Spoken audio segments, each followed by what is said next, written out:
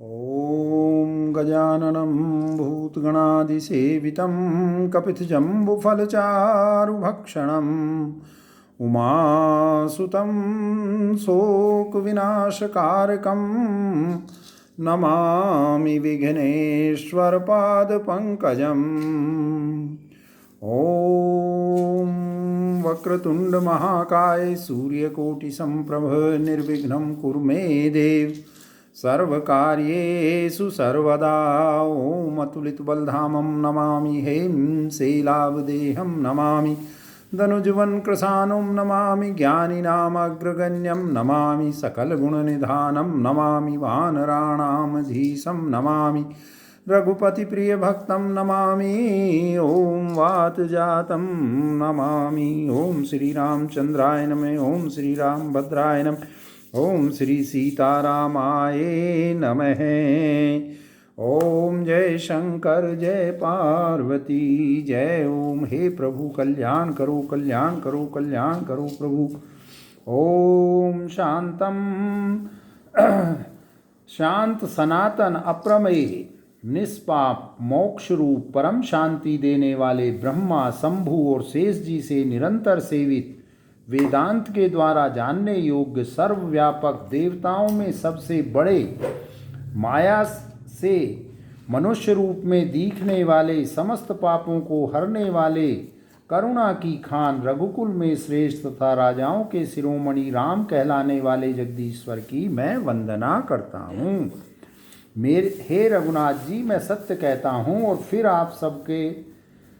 फिर आप सबके अंतर आत्मा ही हैं कि मेरे हृदय में दूसरी कोई इच्छा नहीं है। हे रघुकुल श्रेष्ठ, मुझे अपनी निर्भरा पूर्ण भक्ति दीजिए और मेरे मन को काम आदि दोषों से रहित कर दीजिए।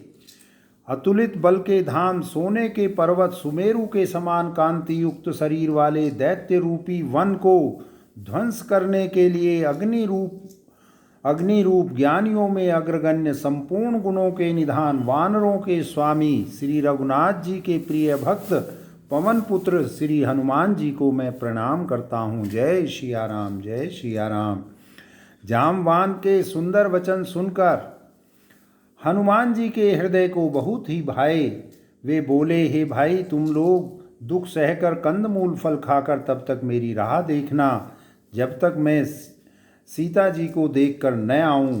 काम अवश्य होगा क्योंकि मुझे बहुत ही हर्ष हो रहा है। यह कहकर और सबको मस्तक नवाकर तथा हृदय में श्री रघुनाथ जी को धारण करके हनुमान जी हर्षित होकर चले। समुद्र के तीर पर एक सुंदर पर्वत था। हनुमान जी खेल से ही कूदकर उसके ऊपर जा चढ़े और बार बार श्री रघुवीर का स्मरण करके अत्यंत बलवान हनुमान जी उस पर से बड़े वेग से उछले। जिस पर्वत पर हनुमान जी पैर रखकर चले वह तुरंत ही पाताल में धंस गया। जैसे श्री रघुनाथ जी का अमोघ बाण चलता है उसी तरह हनुमान जी चले। समुद्र ने उन्हें श्री रघुनाथ जी का दूत समझकर मैनाक पर्वत से कहा कि हे मैनाक, तू इनकी थकावट दूर करने वाला हो। हनुमान जी ने उसे हाथ से छू दिया, फिर प्रणाम करके कहा, भाई, श्री रामचंद्र जी का काम किए बिना मुझे विश्राम कहाँ। देवताओं ने पवन पुत्र हनुमान जी को जाते हुए देखा। उनकी विशेष बल बुद्धि को जानने के लिए उन्होंने सुरसा नामक सर्पों की माता को भेजा। उसने आकर हनुमान जी से यह बात कही कि आज देवताओं ने मुझे भोजन दिया है। यह वचन सुनकर पवन कुमार हनुमान जी ने कहा, श्री राम जी का कार्य करके मैं लौट आऊँ और सीता जी की खबर प्रभु को सुना दूँ, तब मैं आकर तुम्हारे मुंह में घुस जाऊंगा, तुम मुझे खा लेना। हे माता, मैं सत्य कहता हूँ, अभी मुझे जाने दे। जब किसी भी उपाय से उसने जाने नहीं दिया तब हनुमान जी ने कहा, तो फिर मुझे खा न ले। उसने योजन भर 4 कोस में मुंह फैलाया। तब हनुमान जी ने अपने शरीर को उससे दूना बढ़ा लिया। उसने 16 योजन का मुख किया। हनुमान जी ने तुरंत ही 32 योजन के हो गए। जैसे जैसे सुरसा मुख का विस्तार बढ़ाती थी हनुमान जी उसका दूना रूप दिखलाते थे। उसने 100 योजन मुख किया। तब हनुमान जी ने बहुत ही छोटा रूप धारण कर लिया और वे उसके मुख में घुसकर फिर बाहर निकल आए और उसे सिर नवाकर उससे विदा मांगने लगे। उसने कहा, मैंने तुम्हारे बुद्धि बल का भेद पा लिया, जिसके लिए देवताओं ने मुझे भेजा था। तुम श्री रामचंद्र जी का सब कार्य करोगे, क्योंकि तुम बल बुद्धि के भंडार हो। यह आशीर्वाद देकर वह चली गई। तब हनुमान जी हर्षित होकर चले।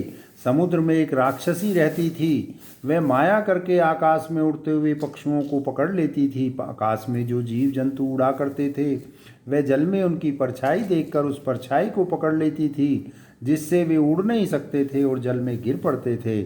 इस प्रकार वह सदा आकाश में उड़ने वाले जीवों को खाया करती थी। उसने वही छल हनुमान जी से भी किया। हनुमान जी ने तुरंत ही उसका कपट पहचान लिया। पवन पुत्र धीर बुद्धि वीर श्री हनुमान जी उसको मारकर समुद्र के पार गए। वहां जाकर उन्होंने वन की शोभा देखी। पुष्प रस के लोभ से और भोरे गुंजार कर रहे थे। अनेकों प्रकार के वृक्ष फल फूल से शोभित हैं। पक्षी और पशुओं के समूह को देखकर तो वे मन में बहुत ही प्रसन्न हुए। सामने एक विशाल पर्वत देखकर हनुमान जी भय त्याग कर उस पर दौड़कर जा चढ़े। शिव जी कहते हैं, हे उमा, इसमें वानर हनुमान जी की कुछ बड़ाई नहीं है। वह प्रभु का प्रताप है, जो काल को भी खा जाता है। पर्वत पर चढ़कर उन्होंने लंका देखी। बहुत ही बड़ा किला है, कुछ कहा नहीं जाता।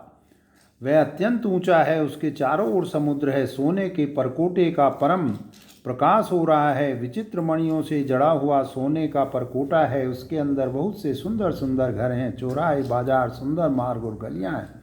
सुंदर नगर बहुत प्रकार से सजा हुआ है। हाथी, घोड़े, खच्चरों के समूह तथा पैदल और रथों के समूहों को कौन गिन सकता है। अनेक रूपों के राक्षसों के दल हैं। उनकी अत्यंत बलवती सेना वर्णन करते नहीं बनती। वन, बाग, उपवन, बगीचे, फुलवाड़ी, तालाब, कुएं और बावलियां सुशोभित हैं। मनुष्य, नाग, देवताओं और गंधर्वों की कन्याएं अपने सौंदर्य से मुनियों के भी मनों को मोह लेती हैं।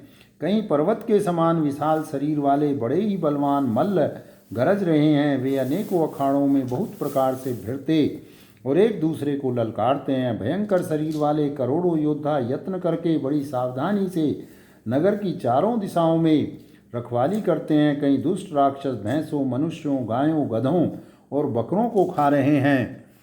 तुलसीदास ने इनकी कथा इसीलिए कुछ थोड़ी सी कही है। ये निश्चय ही श्री रामचंद्र जी के वाण रूपी तीर्थ में शरीरों को त्याग कर परम गति को पावेंगे। नगर के बहुसंख्यक रखवालों को देखकर हनुमान जी ने मन में विचार किया कि अत्यंत छोटा रूप धरूं और रात के समय नगर में प्रवेश करूं। हनुमान जी मच्छर के समान रूप धारण कर नर रूप से लीला करने वाले भगवान श्री रामचंद्र जी का स्मरण करके लंका को चले। लंकिनी नाम की एक राक्षसी रहती थी। वह बोली, मेरा निरादर करके बिना मुझसे पूछे कहाँ चला जा रहा है।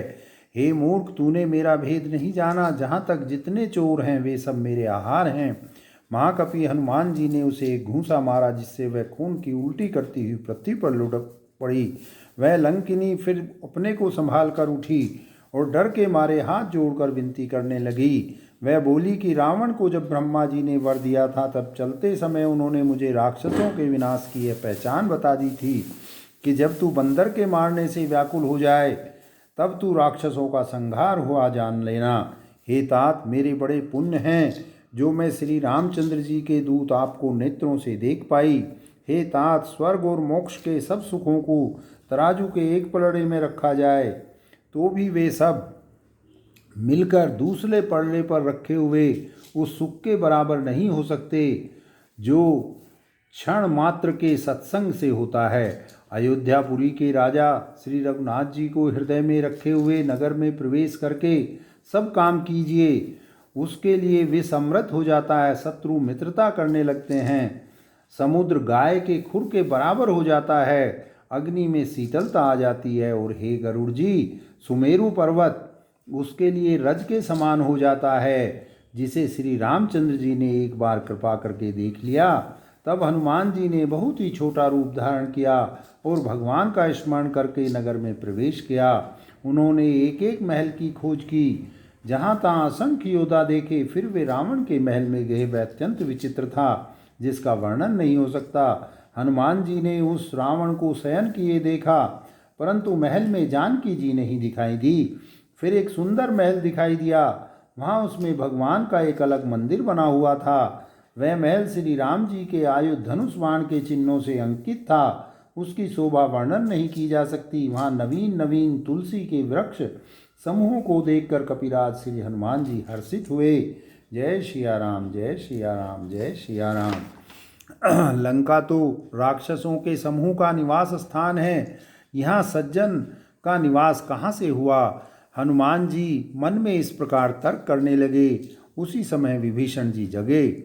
उन्होंने राम नाम का स्मरण किया, उच्चारण किया। हनुमान जी ने उन्हें सज्जन जाना और हृदय में हर्षित हुए। इनसे हट करके परिचय करूँगा, क्योंकि साधु से कार्य की हानि नहीं होती, प्रत्युत लाभ ही होता है। ब्राह्मण का रूप धरकर हनुमान जी ने उन्हें वचन सुनाए। सुनते ही विभीषण जी उठकर वहां आए, प्रणाम करके कुशल पूछी और कहा, हे ब्राह्मण देव, अपनी कथा समझाकर कहिए। क्या आप हरिभक्तों में से कोई हैं? क्योंकि आपको देखकर मेरे हृदय में अत्यंत प्रेम उमड़ रहा है। अथवा क्या आप दीनों से प्रेम करने वाले स्वयं श्री राम जी ही हैं, जो मुझे बड़भागी बनाने घर बैठे दर्शन देकर कृतार्थ करने आए हैं? तब हनुमान जी ने श्री रामचंद्र जी की सारी कथा कहकर अपना नाम बताया। सुनते ही दोनों के शरीर पुलकित हो गए और श्री राम जी के गुण समूहों का स्मरण करके दोनों के मन मग्न हो गए। विभीषण जी ने कहा, हे पुत्र, मेरी रहनी सुनो। मैं यहाँ वैसे ही रहता हूँ जैसे दांतों के बीच में बेचारी जीव। हे तात, मुझे अनाथ जानकर सूर्य कुल के नाथ श्री रामचंद्र जी क्या कभी मुझ पर कृपा करेंगे? मेरा तामसी शरीर होने से साधन तो कुछ बनता नहीं और न मन में श्री रामचंद्र जी के चरण कमलों में प्रेम ही है। परंतु हे हनुमान, अब मुझे विश्वास हो गया है कि श्री राम जी की मुझ पर कृपा है, क्योंकि हरि की कृपा के बिना संत नहीं मिलते। जब श्री रघुवीर ने कृपा की है तभी तो आपने मुझे हट करके दर्शन दिए हैं। हे विभीषण जी, सुनिए, प्रभु की यही रीति है कि वे सेवक पर सदा ही प्रेम किया करते हैं। भला कहिए, मैं ही कौन बड़ा कुलीन हूँ, जाति का चंचल वानर हूँ और सब प्रकार से नीच हूँ। प्रातःकाल जो हम लोगों का नाम ले ले तो उस दिन उसे भोजन न मिले। हे सखा सुनिए, मैं ऐसा अधम हूँ, पर श्री रामचंद्र जी ने तो मुझ पर भी कृपा ही की है। भगवान के गुणों का स्मरण करके हनुमान जी के दोनों नेत्रों में जल भर आया। जो जानते हुए भी ऐसे स्वामी को भुलाकर भटकते फिरते हैं, वे दुखी क्यों न हों। इस प्रकार श्री राम जी के गुण समूह को कहते हुए उन्होंने परम शांति प्राप्त की। फिर विभीषण जी ने श्री जानकी जी जिस प्रकार वहाँ लंका में रहती थी वह सब कथा कही। तब हनुमान जी ने कहा, हे भाई सुनो, मैं जानकी माता को देखना चाहता हूँ। विभीषण जी ने माता के दर्शन की सब युक्तियाँ कह सुनाई। तब हनुमान जी विदा लेकर चले। फिर वही पहले का मशक सरीखा रूप धरकर वहाँ गए जहाँ अशोक वन में सीता जी रहती थी। सीता जी को देखकर हनुमान जी ने उन्हें मन ही मन में प्रणाम किया। उन्हें बैठे ही बैठे रात्रि के चारों पहर बीत जाते हैं। शरीर दुबला हो गया है, सिर पर जटाओं की एक लट है। हृदय में श्री रघुनाथ जी के गुण समूहों का स्मरण करती रहती हैं। श्री जानकी जी नेत्रों को अपने चरणों में लगाए हुए हैं। जानकी जी को दीन और दुखी देखकर पवन पुत्र हनुमान जी बहुत ही दुखी हुए। हनुमान जी वृक्ष के पत्तों में छिप रहे और विचार करने लगे कि हे भाई क्या करूं। उसी समय बहुत सी स्त्रियों को साथ लिए सज धज कर रावण वहां आया। उस दुष्ट ने सीता जी को बहुत प्रकार से समझाया, साम दान भय और भेद दिखलाया। रावण ने कहा, हे सुमुखी, हे सयानी, सुनो, मंदोदरी आदि सब रानियों को मैं तुम्हारी दासी बना दूंगा। यह मेरा प्रण है।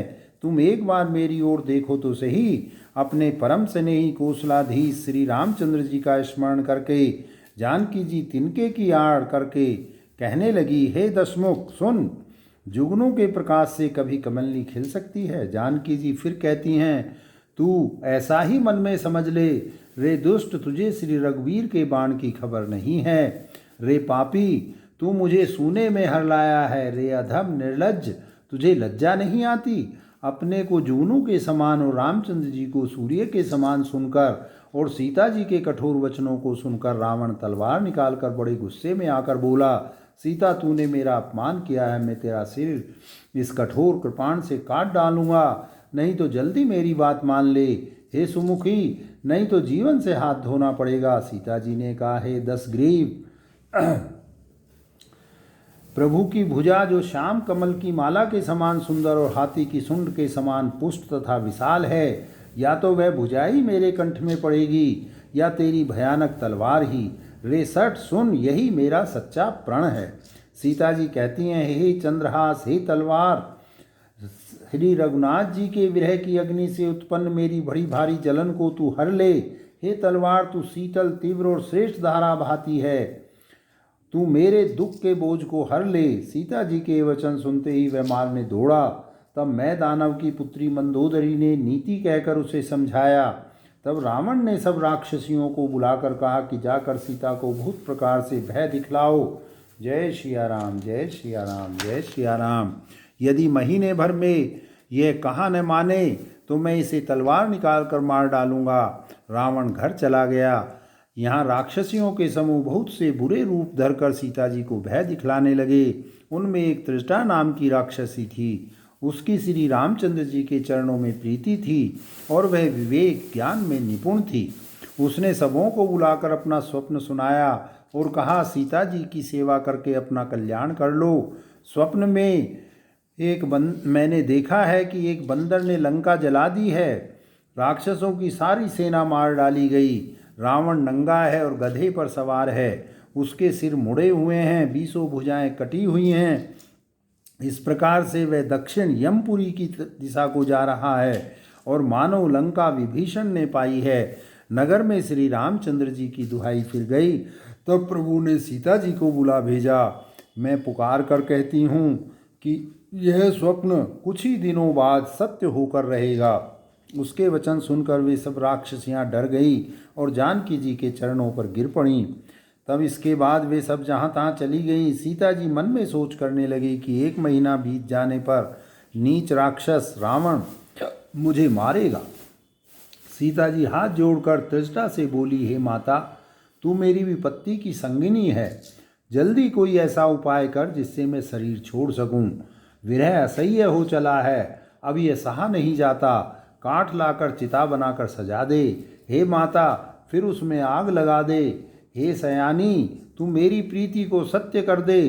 रावण की सूल के समान दुख देने वाली वाणी कानों से कौन सुने। सीता जी के वचन सुनकर तृष्णा ने चरण पकड़कर उन्हें समझाया और प्रभु का प्रताप, बल और सुयश सुनाया। उसने कहा, हे सुकुमारी सुनो, रात्रि के समय आग नहीं मिलेगी। ऐसा कहकर वह अपने घर चली गई। सीता जी मन ही मन कहने लगी, क्या करूं, विधाता ही विपरीत हो गया। न आग मिलेगी न पीड़ा मिटेगी। आकाश में अंगारे प्रकट दिखाई दे रहे हैं पर पृथ्वी पर एक भी तारा नहीं आता। चंद्रमा अग्नि में है किंतु वह भी मानो मुझे हतभागिनी जानकर आग नहीं बरसाता। हे अशोक वृक्ष, मेरी विनती सुन, मेरा शोक हर ले और अपना अशोक नाम सत्य कर। तेरे नए नए कोमल पत्ते अग्नि के समान हैं। अग्नि दे, विरह रोग का अंत मत कर। सीता जी को विरह से परम व्याकुल देखकर वह क्षण हनुमान जी को कल्प के समान बीत गया।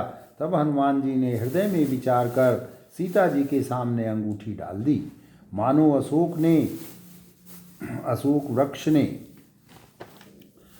अंगारा दे दिया हो। यह समझकर सीता जी ने हर्षित होकर उठकर उसे हाथ में ले लिया। तब उन्होंने राम नाम से अंकित अत्यंत सुंदर एवं मनोहर अंगूठी देखी। अंगूठी को पहचान कर सीता जी आश्चर्यचकित होकर उसे देखने लगी और हर्ष तथा विषाद से हृदय में अकुला उठी। वे सोचने लगी, श्री रघुनाथ जी तो सर्वथा अजेय हैं, उन्हें कौन जीत सकता है और माया से ऐसी अंगूठी बनाई नहीं जा सकती। सीता जी मन में अनेक प्रकार के विचार कर रही थी। इसी समय हनुमान जी मधुर वचन बोले। वे श्री रामचंद्र जी के गुणों का वर्णन करने लगे, जिनके सुनते ही सीता जी का दुख भाग गया। वे कान और मन लगाकर उन्हें सुनने लगी। हनुमान जी ने आदि से लेकर सारी कथा कह सुनाई। सीता जी बोली, जिसने कानों के लिए अमृत रूप यह सुंदर कथा कही, वह हे भाई प्रकट क्यों नहीं होता। तब हनुमान जी पास चले गए। उन्हें देखकर सीता जी फिर मुंह फेर कर बैठ गईं। उनके मन में आश्चर्य हुआ। हनुमान जी ने कहा, हे माता जानकी, मैं श्री राम जी का दूत हूँ, करुणा निधान की सच्ची शपथ करता हूँ। हे माता, ये अंगूठी मैं ही लाया हूँ। श्री राम जी ने मुझे आपके लिए यह पहचान के निशानी के तौर पर दी थी। सीता जी ने पूछा, नर और बानर का संग कहो कैसे हुआ? तब हनुमान जी ने जैसे संग हुआ था वह सब कथा कही। हनुमान जी के प्रेम युक्त वचन सुनकर सीता जी के मन में विश्वास उत्पन्न हो गया। उन्होंने जान लिया कि यह मन, वचन और कर्म से कृपा सागर श्री रघुनाथ जी का दास है। भगवान का जन समझ जानकर अत्यंत गाढ़ी प्रीति हो गई। नेत्रों में जल भर आया और शरीर अत्यंत पुलकित हो गया। सीता जी ने कहा, हे तात हनुमान, विरह सागर में डूबती हुई मुझको तुम जहाज हुए। मैं बलिहारी जाती हूँ, अब छोटे भाई लक्ष्मण जी सहित खर के शत्रु सुखधाम प्रभु का कुशल मंगल कहो। श्री रघुनाथ जी तो कोमल हृदय और कृपालु हैं, फिर हे हनुमान, उन्होंने किस कारण यह निष्ठुरता धारण कर ली है? सेवक को सुख देना उनके स्वाभाविक बान है। वे श्री रघुनाथ जी क्या कभी मेरी याद करते हैं? हे तात, क्या कभी उनके कोमल सांवले अंगों को देखकर मेरे नेत्र शीतल होंगे? मुंह से वचन नहीं निकलता, नेत्रों में जल भर आया। हाँ नाथ, आपने मुझे बिल्कुल ही भुला दिया। सीता जी को विरह से परम व्याकुल देखकर हनुमान जी कोमल और विनीत वचन बोले, हे माता, सुंदर कृपा के धाम प्रभु भाई लक्ष्मण जी सहित कुशल हैं, परंतु आपके दुख से दुखी हैं। हे माता, मन में ग्लानि न मानिए, अपना मन छोटा न कीजिए। श्री रामचंद्र जी के हृदय में आपसे दूना प्रेम है। हे माता, अब धीरज धरकर श्री रघुनाथ जी का संदेश सुनिए। ऐसा कहकर हनुमान जी प्रेम से गदगद हो गए। उनके नेत्रों में जल भर आया। हनुमान जी बोले, श्री रामचंद्र जी ने कहा है, हे सीते, तुम्हारे वियोग में मेरे लिए सभी पदार्थ प्रतिकूल हो गए हैं। वृक्षों के नए नए कोमल पत्ते मानो अग्नि के समान, रात्रि कालरात्रि के समान, चंद्रमा सूर्य के समान और कमलों के वन भालों के वन के समान हो गए हैं। मेघ मानो खोलता हुआ तेल बरसाते हैं, जो हित करने वाले थे वे ही अब पीड़ा देने लगे हैं।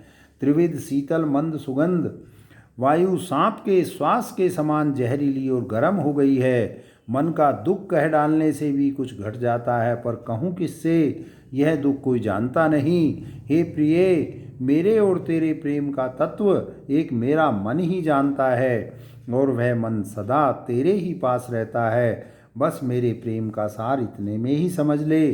प्रभु का संदेश सुनते ही जानकी जी प्रेम में मग्न हो गईं।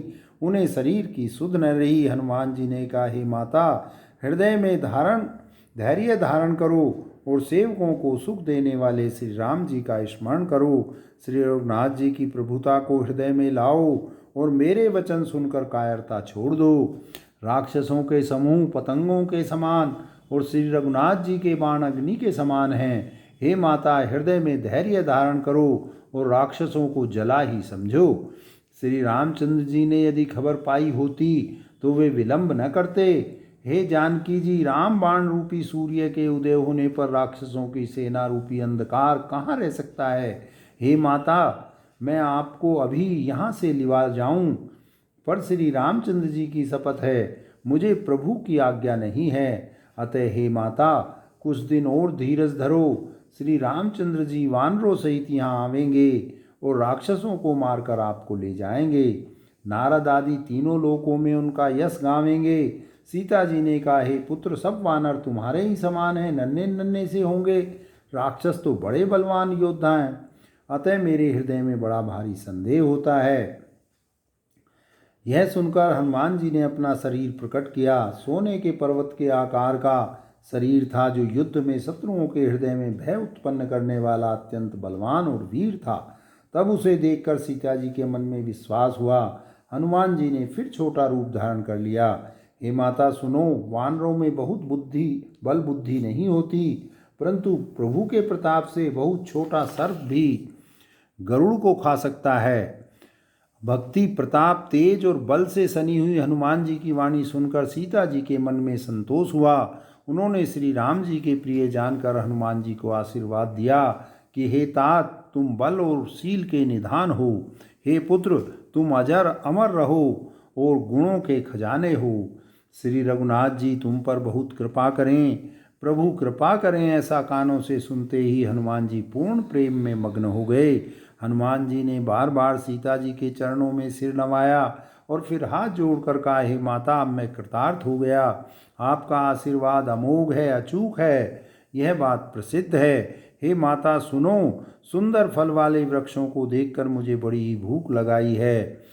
हे बेटा सुनो, बड़े भारी योद्धा राक्षस इस वन की रखवाली करते हैं। हनुमान जी ने कहा, हे माता, यदि आप मन में सुख माने तो मुझे उनका भय तो बिल्कुल नहीं है।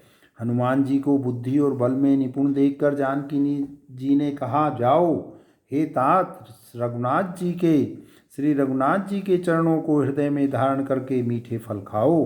वे सीता जी को सिर नवाकर चले और बाग में घुस गए। फल खाए और वृक्षों को तोड़ने लगे। यहाँ बहुत से योद्धा रखवाले थे। उनमें से कुछ को मार डाला और कुछ ने जाकर रावण से पुकार की और कहा कि हे नाथ, एक बड़ा भारी बंदर आया है। उसने अशोक वाटिका उजाड़ डाली है, फल खाए, वृक्षों को उखाड़ डाला और रखवालों को मसल मसल कर जमीन पर डाल दिया। यह सुनकर रावण ने बहुत से योद्धा भेजे। उन्हें देखकर हनुमान जी ने गर्जना की।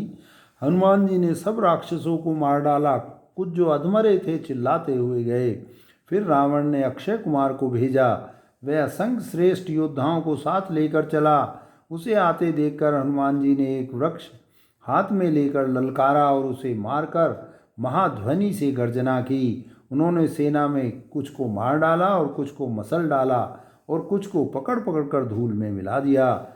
कुछ ने फिर जाकर पुकार की कि हे प्रभु, बंदर बहुत ही बलवान है।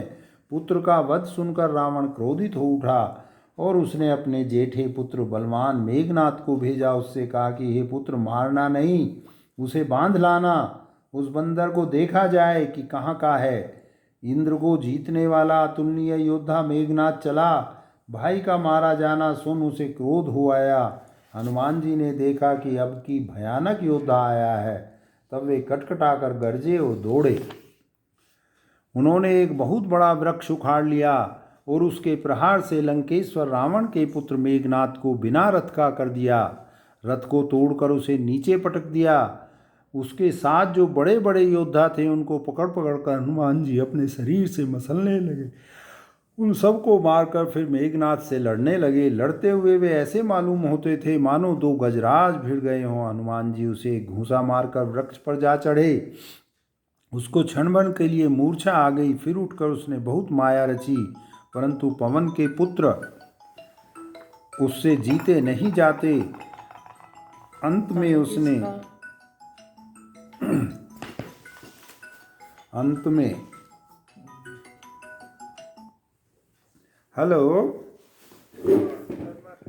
अंत में उसने ब्रह्मास्त्र का संधान किया।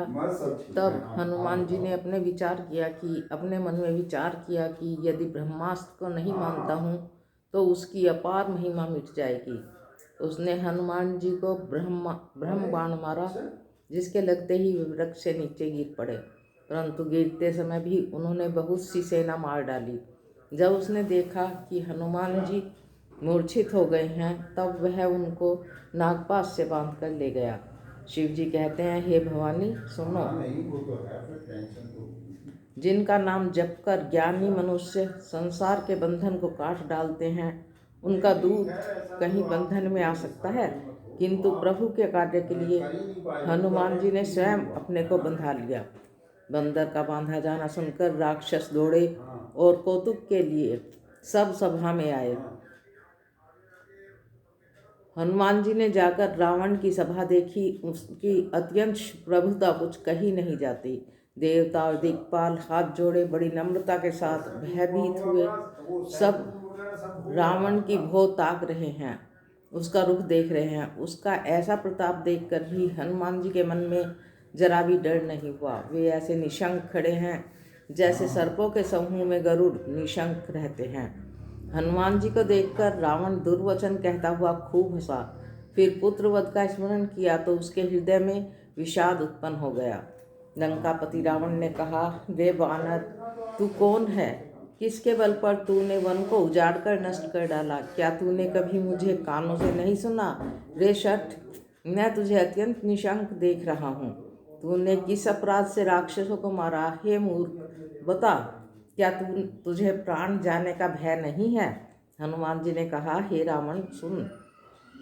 जिनका बल पाकर माया संपूर्ण ब्रह्मांडों के समूहों को रचना करता है, जिनके बल से हे दस्सीस ब्रह्मा विष्णु महेश सृष्टि का पालन, सृजन और संहार करते हैं, जिनके बल से सहस्रमुख वाले शेष जी पर्वत और वन सहित समस्त ब्रह्मांड को सिर पर धारण करते हैं, जो देवताओं की रक्षा के लिए नाना प्रकार की देह धारण करते हैं, और जो तुम्हारे जैसे मूर्खों को शिक्षा देने वाले हैं, जिन्होंने शिव जी के कठोर धनुष को तोड़ डाला और उसी के साथ राजाओं के समूह का गर्भ चूर्ण कर दिया, जिन्होंने खर दूषण त्रिशा और बाली को मार डाला, जो सब के सब अतुलनीय बलवान थे, जिनके लक्षण बल से, जिनके लेश मात्र बल से तुमने समस्त चराचर जगत को जीत लिया, और जिनकी प्रिय पत्नी को तुम हर लाए हो, मैं उन्हीं का दूत हूँ। मैं तुम्हारी प्रभुता को खूब जानता हूँ। सहस्त्रबाहु से तुम्हारी लड़ाई हुई थी और बाली से युद्ध करके तुमने यश प्राप्त किया था। हनुमान जी के मार्मिक वचन सुनकर रावण ने हंसकर बात टाल दी। हे राक्षसों के स्वामी, मुझे भूख लगी थी, इसलिए मैंने फल खाए और वानर स्वभाव के कारण वृक्ष तोड़े। हे निशाचरों के मालिक, देह सबको परम प्रिय है। कुमार्ग पर चलने वाले दुष्ट राक्षस जब मुझे मारने लगे, तब जिन्होंने मुझे मारा उनको मैंने भी मारा। उस पर तुम्हारे पुत्र ने मुझको बांध लिया, किंतु मुझे अपने बांधे जाने की कुछ भी लज्जा नहीं है। मैं तो अपने प्रभु का कार्य करना चाहता हूँ। हे रावण, मैं हाथ जोड़कर तुमसे विनती करता हूँ, तुम अभिमान छोड़कर मेरी सीख सुनो। तुम अपने पवित्र कुल का विचार करके देखो और भ्रम को छोड़कर भक्त भयहारी भगवान को भजो। जो देवता राक्षस समस्त चराचर को खा जाता है, वह काल भी जिनके डर से अत्यंत डरता है, उनसे कदापि वैर ना करो और मेरे कहने से जानकी जी को दे दो। खर के शत्रु श्री रघुनाथ जी शरणागतों के रक्षक और दया के समुद्र हैं। शरण जाने पर प्रभु तुम्हारा अपराध भुलाकर तुम्हें अपनी शरण में रख लेंगे। तुम श्री राम जी के चरण कमलों को हृदय में धारण करो और लंका का अचल राज करो।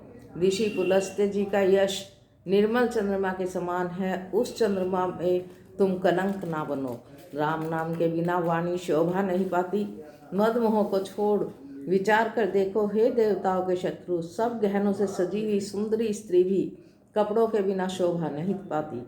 राम एवं पुरुष की संपत्ति और प्रभुता रही